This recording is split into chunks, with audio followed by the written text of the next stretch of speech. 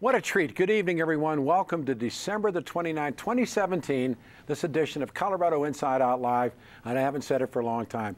I'm your host, Peter Boyles. That was 2 radio stations ago, and we're getting the band back together again. We're celebrating the end of our historic 25th season with a special look ahead for the 2018 This Is a Deal special guests who've been part of this show for a long, long, long time. And again, introduce our contestants. Ladies and gentlemen, in this corner, she is the heart and soul of this radio station, the heart and soul of this television show since its conception. I had to ask for a show September the 12th, 1992. She has been here for almost every one of them. I love her dearly, immense respect, Patricia Calhoun. Thanks, Peter. You look as good as you did the first time. Thanks for doing it. Next, and I always say, it's like when Kennedy said, Jefferson dines alone. The smartest guy that's ever been at this table. Ladies and gentlemen, the talented David Kopel. And he always dines alone. See, I knew I was going to start. My colleague and my friend, Craig Silverman, is here. You joined the show. When did you come on? 1996, after a failed attempt to be Denver DA. That was it. That's when you came on. Kevin Flynn, of course, is now, because he's transitioned into becoming an Irish politician. Couldn't find legitimate work. Yeah. Yeah, well, the newspapers weren't bad enough. Ladies and gentlemen, one of my dearest friends and one of the best, Councilman Kevin Flynn, thank you. This man has been in and out of, how many political campaigns do you think you've been part of? I don't want to count them, but all in the past. You are now in seclusion, or what? Yeah, exactly. Eric Sondermann, what are you doing for real now? What am I doing for real? Doing running my mouth, doing some consulting, That's what I thought. but no campaigns. You're out of the campaign industry altogether? I've been out of the campaign industry a good long time. Penn's taken your place? Although I see the money in campaigns these days, and I wonder why. And last but not least, you know, we've never worked together on this show. No, we haven't done a show together before. He is. He's a wonder. He's a good man. I think I first met you. You were running for mayor or governor? Mayor. Yeah, Right. in 2003. Yeah, and I mean, a decent, good man, Penn Tate. Thanks for doing this as well. Glad to be here. It makes me feel really good. Topic 1, jump ball. 2018 will be a big election year in Colorado. The nation will be there as well. Let's start looking at what we think the wave will look like in 18. Who do the Dems bring? Who do the Repubs bring? What happens in Colorado? Ms. Calhoun. Well, first of all, we're going to have to wait and see if there are any male politicians who can still run, who'll still be around in 2018. Roy Moore will probably still be waiting, challenging the results of the Alabama election.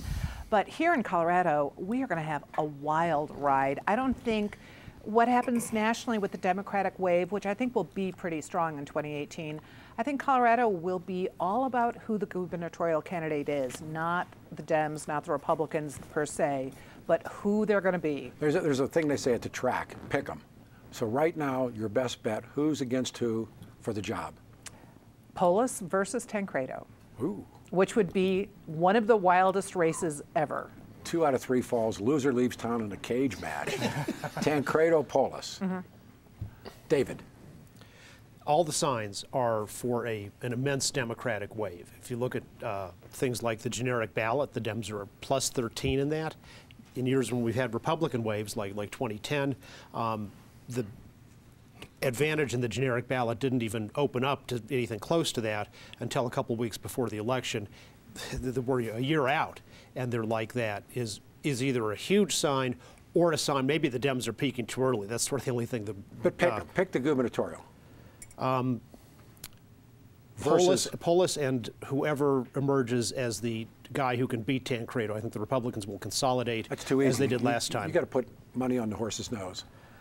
No, I don't. We've been through this. The 25th anniversary show says that if you ask me a question, I don't know the answer, or I'm not going to say. I don't know. It's a prediction, David. It's not your bet in your life here. The prediction is it will be non-Tancredo. There are half a dozen out there who can establish themselves as the front runner against Tancredo. Whoever that is will win, just like in the last time. Paulus versus the field? Yeah, Polis versus whoever comes out strong out of the caucuses who can establish themselves as the leaders, just like in the primary 4 years ago when people who say liked Scott Gessler as their favorite said, no, but I'm going to vote for Beaupre because Beaupre is the one guy who's got the best chance of beating Tancredo. Big man. I don't think those half a dozen will consolidate. So I predict Tom Tancredo will emerge because the rest will split it up. And Tom Tancredo is a force on the right by himself. Jared Polis probably will emerge. It will be one of the most interesting races ever. But it depends on this blue wave. I see the blue wave coming, but there's a factor called Donald Trump, who's the greatest maker-upper ever. And right now he's down in the polls, but who knows what it will be by next November. If the economy is really good, then maybe Donald Trump will be better regarded. I'm going to go out on a limb and predict that in 2018, Alabama, of all places, will have a Democratic senator. And I think that's going to happen. I think that the blue wave, they talked about New Jersey and Virginia, but look at what happened in Douglas County in Colorado. A conservative district, conservative school board voted out 60-40. I see that blue wave coming. Kev. The generic ballot in 538 is a little tighter than David had it. I don't know what your source was, but 538 has it about 11 points, 49 to 38. But there's the question of it peaking a little early, to tell you the truth. And how many times have Democrats said this is our year? We thought we'd take the, we were going to take back the Senate. But in Colorado, it's the other way around. Republicans have always said it's their year, and it hasn't been their year since. So you remember when a wave crests too early out from the shore, and it doesn't really reach the sand. Gubernatorial Pickett. These fields in both parties are, in my view, so evenly spread, other than in the Republican side, you have Tancredo, who I don't know that I agree. I'd love to know what you meant when you said Trump is the greatest maker-upper, because there's a couple ways you can take, that. Okay. But there's a populist streak going through the nation right now, and Tancredo taps into that. But I see Cynthia Kaufman and maybe even Walker Stapleton as the establishment side who can consult. Remember, this state did not go for Trump in the Republican. We were Ted Cruz. My point. During the primary they season. couldn't bring Colorado in for Trump. Exactly. So I don't know that that's a big factor here. Here's one for Eric, who's again one of these guys that reads the tea leaves. One of the guys that got hit the hardest in Alabama was Steve Bannon. Bannon's been whispering in Tancredo's ear. I'm serious. I think it plays out. And we're going to stay with the governor for another round as well. You pick him. I commented at the time that I think Tancredo may want to reassess who he's listening to here, because Bannon, if Bannon can't pull it off in Alabama, where exactly can Bannon pull it off? Roy Moore, of course, is an incredibly damaged goods. Yeah. I think this blue wave, it's going to be like the ocean. It is going to be, the blue is going to be deep, and it is going to be wide, and it is going to sweep across the country in an anti-Trump kind of vote. There's going to be a battle coming this next year for the heart and soul of the Republican Party, because as lots of Republicans who have thrown in with Trump, as they see that election in 2018 looming, they're going to try to put distance between themselves and Trump, which is not what we've seen so far. Gubernatorial race, I actually sort of identify with David here, which is it's silly to predict what we really truly don't know. I'll go out on a limb and say the nominee will not be Tancredo. I think his floor and his ceiling are about the same. He has a floor that he doesn't go beyond, but he also has a ceiling that he doesn't go above, and I don't think the ceiling is high enough. Either Stapleton or Kaufman, maybe slight advantage Kaufman. Democratic side, Polis has all the advantages, but there could be a sleeper, and that sleeper could be Michael Johnston. Ooh. Yes, sir. Coach? I see the blue wave also, but I think it means something different in Colorado, because you remember, not only did Republicans go for Cruz, but Democrats went for Bernie Sanders. Yeah. And so I think that is part of more of a populist wave than it is a Democratic wave. So if I had to call it today, I'd say it's Kaufman on the Republican side. I think Tancredo is radioactive. I think the Bannon factor is going to just destroy him with Coloradans, because even Colorado Republicans are not as extreme as Steve Bannon and Donald Trump and that whole batch. So I think Tancredo's out. I think he'll show well initially. He'll probably get 20-some% or something and level off. And I think Kaufman's got the best room to grow. And on the other side, I think it's Lynn for the Democrats. Ooh, there is a sentiment ball. among Democrats that Jared could win a primary but can't win statewide. Ooh. And a number of Democrats are concerned that if he's the nominee on the Democratic Party, he loses to anybody but Tancredo. That's why I'm glad I'm here. And so I see some movement afoot in the Democratic side to push someone out there other than Jared Polis. The best of my knowledge, Cynthia Kaufman doesn't even have a website up. Come back around well, the table. It's still early. All right. But let's remember, not the politically connected party members, but everyone else who might go vote in the primary. And people are still peeved over how parties have been mismanaged across the country and here in Colorado. So it may be that some people say, if we don't consolidate behind Cynthia Kaufman, we're not going to win the governor's race. But there are going to be a lot of people who are peeved enough that they're not going to want to listen to what the Republican strategists are saying. They'll go for what they want. We still have to remember that Tom Tancredo got 35% of the vote, over 35%, as an independent. No, I know. Running against Hickenlooper, who was certainly more centrist than most of the Democrats. See, I'm with you. Come back around. Bannon is, I don't know if Bannon's damaged goods right now, but they had a lousy candidate in Roy Moore. They had a lousy candidate because Bannon picked him as the candidate. He picked the worst primary. of the possible litter. Well, the primaries picked him, but no, but it was Bannon got involved on Roy Moore's side. I understand and put him. He's the voters of Alabama. Bannon has quite an eye for scurrilous talent, and Tom is not scurrilous. I was going to say, but and there's a lot of ways he's a very strong candidate on paper. He's maybe the most intelligent candidate on either side. He's an outstanding debater. He's very well informed on a multitude of issues. And if you look at his life record, including in Congress, he has a lot going for him as an education reformer. Nobody.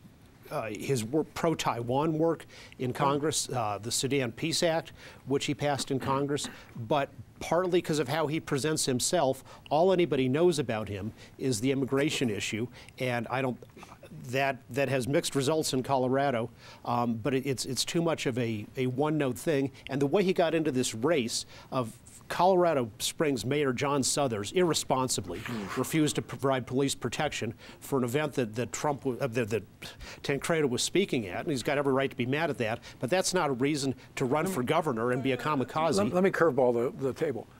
If you were whispering in somebody's ear, what two things would you tell them to stay away from in Colorado? Gun control. There's one. Number two, pot.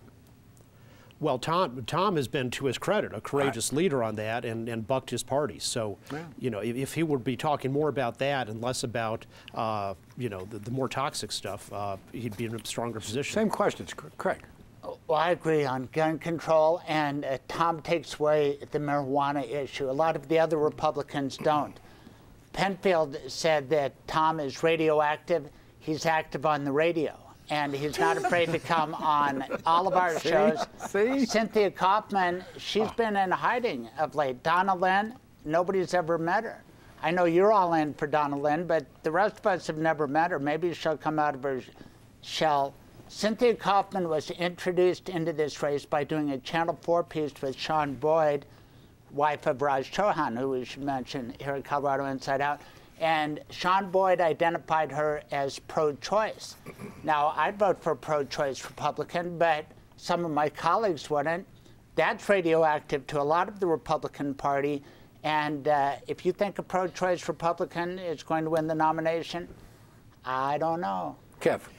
One thing that we're leaving out right now that we need to talk about is that this will be the first primary year that unaffiliated voters will have what everybody expects to be a moderating influence on the outcome. So that takes away from the far reaches of the left or the right. Who do you think? I've had this conversation with people I respect.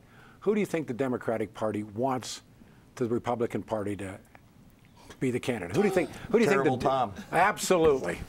I walked into down in my council district. I walked into a Southwest Denver Republican meeting a couple of months ago, and Tom walked right in with me. Oh. He's making the rounds. Absolutely. He's hitting all the He's hitting all the right places where he needs to be. But that's exactly what I think the Democrats want to run against. They call it Operation Chaos, right? You go in and you pick the other guy. Exactly. So don't you think that the Democrats would love? Oh, of course the Democrats want to run against Tom. Right. Penn, and it's not active on the radio. It is. There's a degree of radioactivity.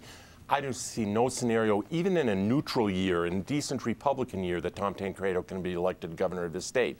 This is a light blue state, but it's going to be a dark blue year. The Republicans are going to have to roll in inside straight for the nomination to be worthwhile for anyone, whether that's Stapleton or Kaufman. If it is Polis has some vulnerabilities that the other Democrats don't have. But if it's deep enough blue, if the blue shade of the year is deep enough, Polis can get elected governor here. The Republicans are about to stay on this losing streak. I mean, can I put a twist on that? Put a twist on it. How smart was George Brockler to lay out? Probably smart. I think so too. Because this is not a not a Republican year. And the Republicans have only held that governor's office 8 out of the last 44 years. Oh, I know. That streak's about to continue. But Colorado is morphed enormously since John Love, or at that time. By the way, does anybody think that if we ran any of the old Republicans, they'd have a chance? They couldn't get the nomination with the Republican Party the way it is now. Exactly. John Love sure couldn't. No. John Vanderhoof couldn't. No, it wouldn't happen. Wouldn't happen. They're too moderate. Could Roy Romer get it? Romer could still get a Democratic nomination. He wouldn't get a Republican nomination. No. No, but could Romer still get the nod if he? Oh, sure. I think he could. Okay. I think he was always progressive enough. Okay. And a voracious campaigner. Oh. He was good, and he was good with people. So Romer could get that nomination. Kevin wanted to put it, and then Patty. I think, sorry to jump in on this, but I think with the Me Too movement, I don't know about Romer, whether his past wouldn't be looked at more tightly than it was before. But don't forget Donna Lynn and Carrie Kennedy in the Democratic field. That's absolutely right. And Cynthia Coffin. I think this could be a year that a woman, that we have 2 female candidates for governor. Ms. Calhoun. But of course, in the Dems, there are 2 female candidates, so Yes. they could wind up canceling each other out. If you want to bring up an old politician who would be perfect now, look at Dick Lamb. Pro-choice, anti-Olympics. We've got another Olympic bid coming. I just talked to him the People other day. are mad. People are mad about Amazon. Dick Lamb came out against that. They're mad about the Olympics, maybe an Olympic move again. And he really speaks, I think, to Colorado again right now. What's the old biblical line? A prophet in his own land. Yeah. I mean, But I mean, Dick Lamb is my friend and mentor, and that's how I got my start. But with all due respect, he couldn't get a nomination. There is no way in the world Dick Lamb could get it. He'd be a very fantastic candidate in a general election in this climate, but couldn't get either party's nomination. He's a grand old man. One addendum, we're going to jump. No matter how moderate a Republican is, they will be tarred as extremist, and that includes John Love. You know, great moderate governor. Roy Romer at the time was saying, "Oh, John Love is this crazy Goldwater Republican." All right, no election year goes by without drama. We're hearing it at the table. We have a new AG, a new congressman, CD2, among the many possibilities, ballot issues beyond the governor's race. What else will make the headline in next year's election? Wow. Craig, this is yours. Well, let's talk about George Brockler, because he is not laid out. He wants to be the Attorney General in Colorado, and that big blue wave could swallow up a good candidate like George. Plus, there are no cherries on the other side. So many good candidates. I predict Phil Weiser may emerge. He's got the most money. He's got the CU Law credentials. He was the dean. And Melissa Hart from the CU Law School just named the new Supreme Court justice. Look for the Colorado Supreme Court. It takes quite a left turn with Allison Ide replaced by Melissa Hart. Kev. Okay. But if there is a populist undertone, don't count Joe Salazar out on the Democratic side. Running against, if he were to get the nomination, running against an establishment Republican. If there is this populist wave going on, who's more populist than Joe Salazar? And just for full disclosure, his campaign manager worked on my campaign as well, just to lay that out there. But there's a couple other things going on the ballot next year that could get on as far as initiatives. There's an initiative to limit growth statewide. That may be circulated soon. There's an initiative to repeal Amendment 71, which is the one that made it more difficult to get things on the ballot, for real people to get things on the ballot, I should say. And there's also an initiative out there to lower the age to serve in the legislature from 25 to 21. Eric. I think two big stories. CD6, the Kaufman district. Kaufman has proven himself immune to challenge after challenge, but if this wave is big enough, Jason Crow, who's the likely Democratic candidate, is attractive. He's not tarnished with a lot of politics. Secondly, the battle for the legislature. There are a whole lot of Dems around the Capitol right now who just want to roll the dice, not do anything this next year, thinking that in 2019 there'll be a Democratic governor and 2 Democratic houses, and they'll control all the levers. Ken. You know, you look at CD2, which you started with. You've got Joe Neguse, who has the potential to be the first African-American elected to Congress from Colorado. Don't see anybody lining up on the Republican side that's going to be able to take him out, and he's got a head start on everybody. The AG's race is interesting. I agree with Kevin. I think people are overlooking Joe Salazar and that populist wave. I mean, he was one of the first early and very out front Bernie folks. And so if that wave carries, that could carry him to the Democratic nomination and could carry him through the election cycle to become the next AG. What you're telling me is the Republican Party is screwed. Well, pretty much. I mean, it's this consensus at this table. But many of these are self-inflicted wounds. Oh, listen, it's the Roy Moore selection, and I think the Republican Party is just nuts if they give Tancredo the nomination, and they should have nominated Jack Graham to be their Senate candidate before. My contention is that Donald Trump destroyed the Republican Party, rightfully so, and like the Phoenix bird, something's going to show up. But what you're saying, all right, Ms. Calhoun, what's the theme of the question? Well, the Republican Party already had trouble in Colorado before Donald Trump came along. Now it just makes it even trickier. I want to go with some of the mad citizens. So we're going to see a lot of growth amendments, both locally, and I think there will be a statewide move to limit. You know, if Amazon winds up coming here, I still wouldn't be surprised if people do like an anti-Olympics initiative against Amazon. I think people are just mad, and they're mad at the powers that be, and they're mad at the parties, and people have to remember that. I could not agree more. We're under 5 minutes. David. Here's what won't be talked about, but should. The public employees retirement system, which is on its way to bankruptcy, can't even come close to paying its obligations, as report after report shows, other than phony things with phony numbers coming out of the people who don't want to fix anything. And that is going to take Colorado off a fiscal cliff one day, and nobody wants to do anything about it seriously. Craig, take a final comment, and we're going to go to disgrace or something nice. I think that growth is a big issue. The candidate who says, I can do something about I-25, I-70, they have a leg up. You know what? That's well said, too. This is always my favorite part of the show, disgraces. Say something nice was always difficult. So we're right under a couple of minutes on this one. I think we'll just start like we began with Ms. Calhoun. Disgrace or something nice, global, national, prediction, anything you'd like to add after all these years? Well, I think it's pretty easy to say that the continuing disgrace will be the Donald Trump White House. Ooh, a global prediction. The chaos that will be caused by the Donald Trump White House globally, that you just can't tell what is going to happen with international policy out of that place. David. Jews will continue to emigrate from Germany and Sweden and other places that have decided to replace the Jews, who were one of the builders of European civilization, with barbarians from Syria, Palestinians who firebomb synagogues, and the government makes excuses for it. Where will they go? Israel. They'll go back to Israel. Craig.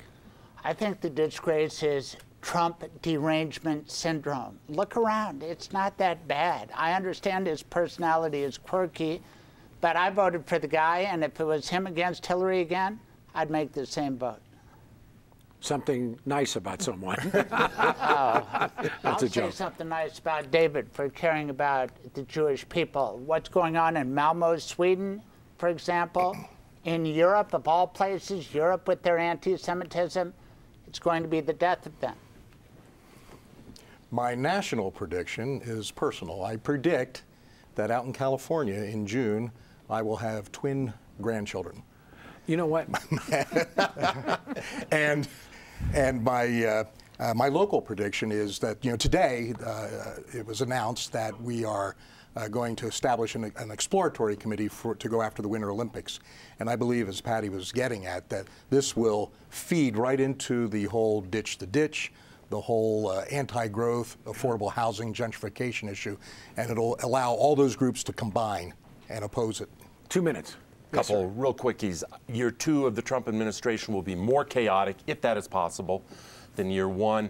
Secondly, there will be a Supreme Court vacancy, and the battle over that will make all previous battles look tame and pale by comparison. Ooh. A lot of dire. Yes, sir. Local, say something nice. We talked about Para earlier. The longtime executive director, Greg Smith, died suddenly. Wonderful man. Tough job. And it's just sad to see that happen. And my condolences to his family. Prediction nationally, sort of on David's theme, but I take it broader. There is a surge of nationalism in all of these countries that is disturbing. And it is, I think, building to a fever pitch. Trump ramps it up in this country in a very uncomfortable and unflattering and dangerous way. And his behavior is being emulated throughout a bunch of European countries because I think he gives them all a pass, and I think that is a problem. And I agree with Patty, the national disgrace will continue to be Trump year 2.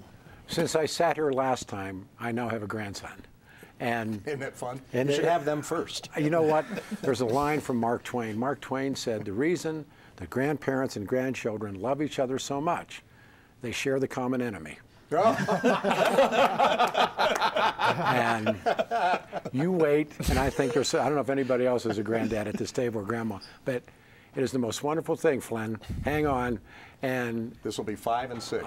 My grandson's name is Liam, and he's my guy. We're tight. That is all the time we have for tonight. Thank you. It's so great to be back here. Thank you, Dominic, for allowing me to do this. And for Heather, I enjoyed this. Look ahead at 2018. It was great to get the band back together and celebrate the end of our big 25th year. This is a wonderful place, Channel 12, you guys. The show goes on. Again, I'm back on the radio side, 710 KNUS, back on Monday morning. But I want to get Penfield to come and do the radio show with me. I swear, I'm sitting there, we got to do this. And everybody else. We got to do everybody one at a time. Here at Colorado Public TV, I'm Peter Boyles. Happy New Year, everybody. Happy New Year. Thanks for watching tonight. And tell a friend. And we'll do one of these guys every day in the month of January. Thanks, you guys, very much. Good night.